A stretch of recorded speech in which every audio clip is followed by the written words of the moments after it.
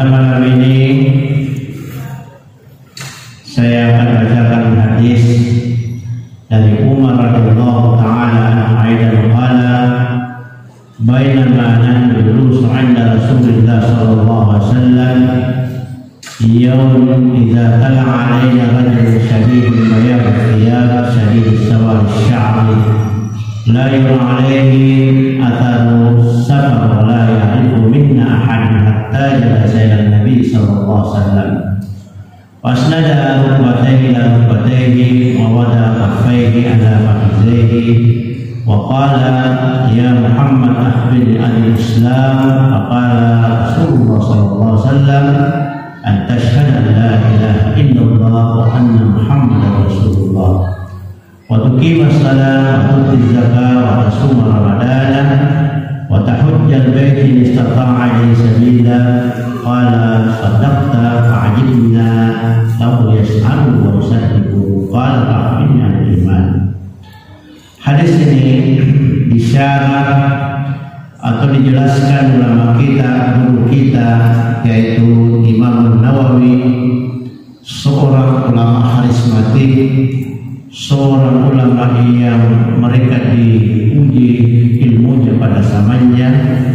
Beliau banyak mensyarah hadis yang dipakai di dunia ini, terutama syarah Muslim, Bukhari, Arba'un Nawawiyah. Semua hadis-hadis ini adalah kebanyakan disyarah oleh guru kita Imam Nawawi.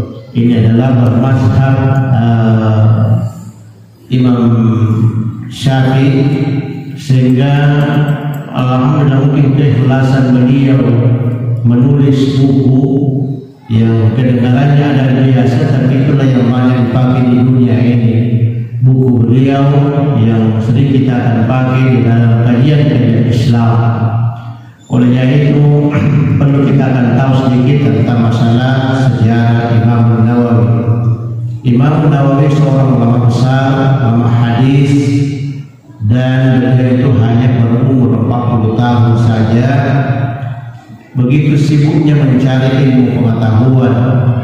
Beliau di dalam seharian adalah kadang-kadang dia ada tempat 3 untuk dia menuntut ilmu, dan dia mengatakan bahwa kalau Anda mendapatkan ilmu yang berberkah, jagalah makanannya.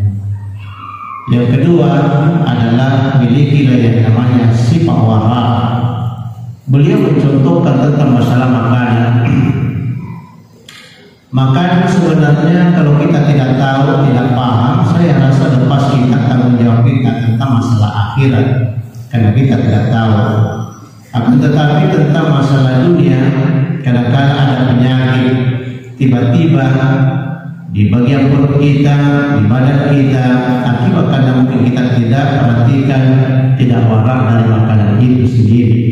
Dan ini adalah pesan beliau sebagai penuntut ilmu.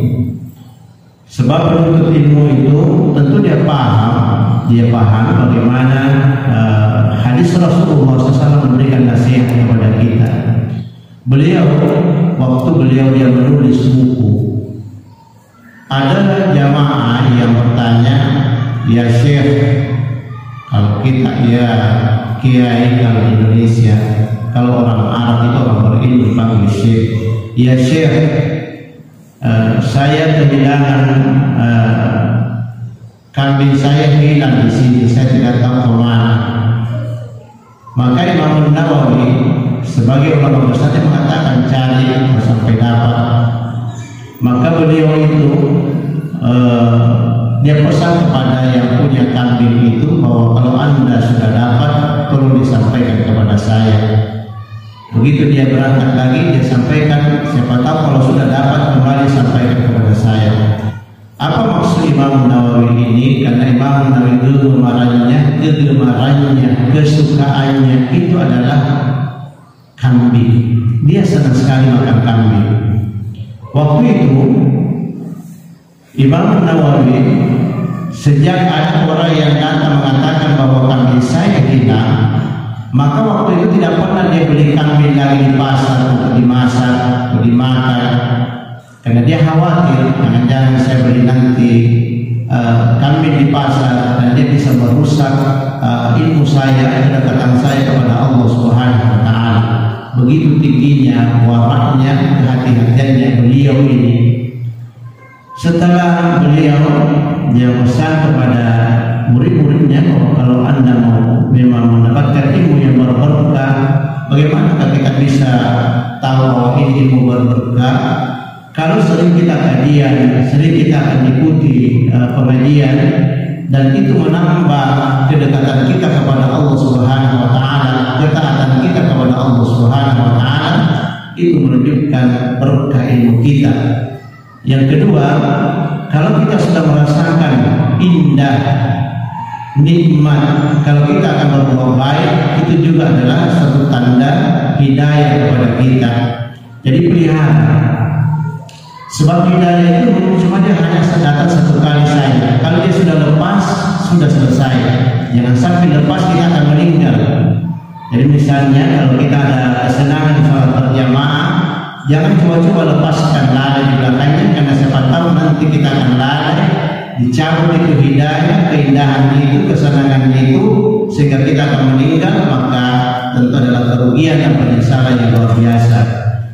Setelah Imam Nawawi dia sudah ada penyampaian dari yang punya kambing ini bahwa ternyata kambing saya hanyut di sungai, maka Imam Nawawi baru dia bergerak dan pergi beli kambing di pasar, padahal makanan kesukaannya beliau.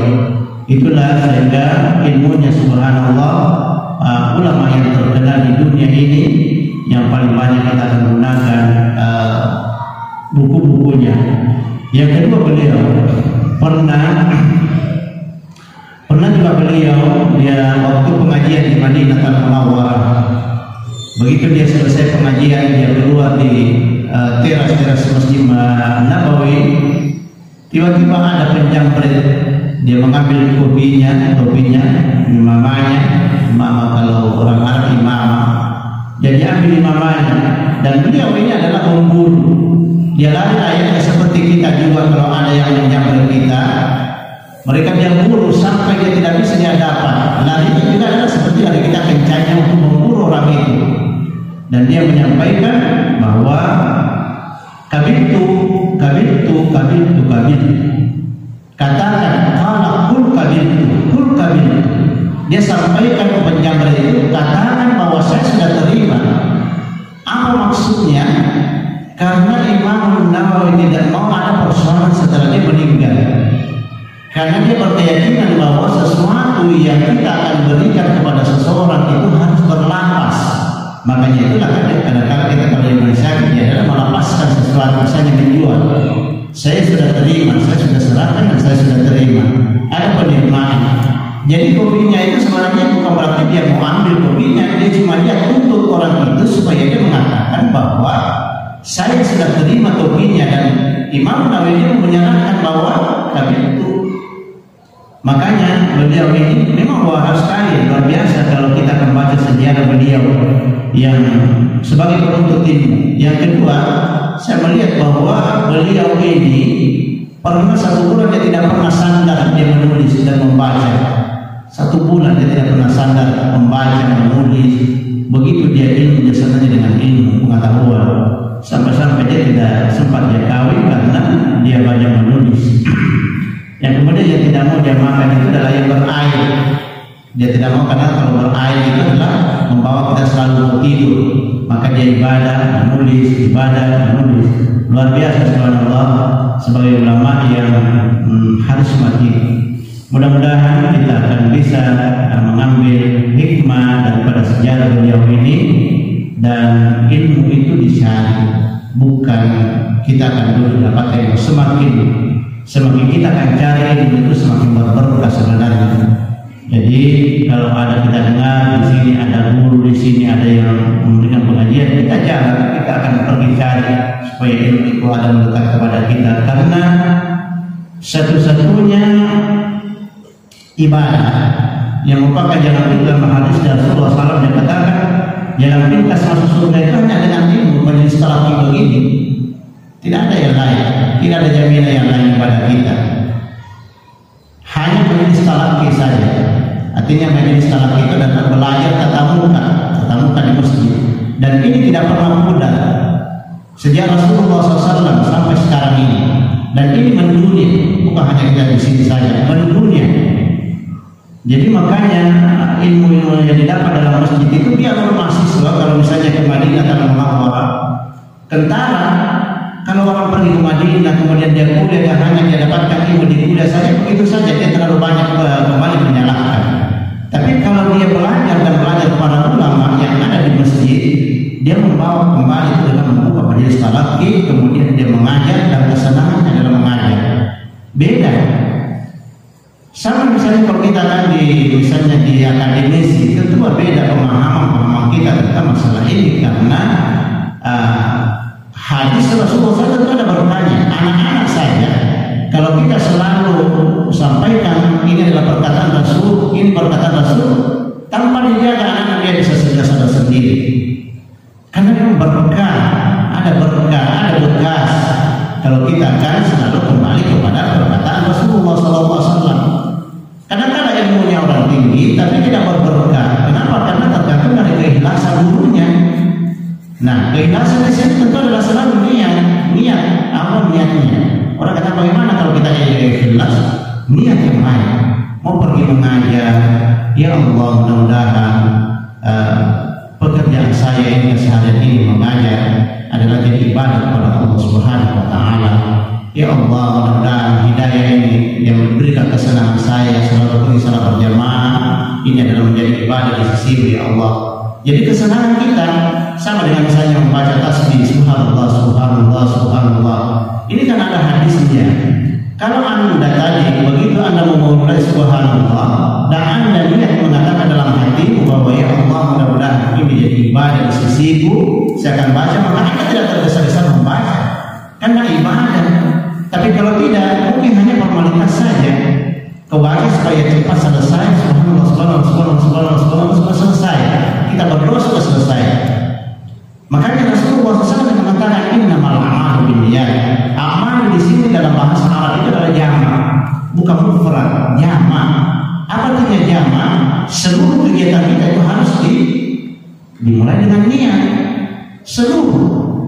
Seandainya Rasulullah SAW mengatakan innamal a'malu majibunna amal, berarti sini itu adalah jamaah kita, tapi di sini adalah semua. Dia jadikan sebagai jama'.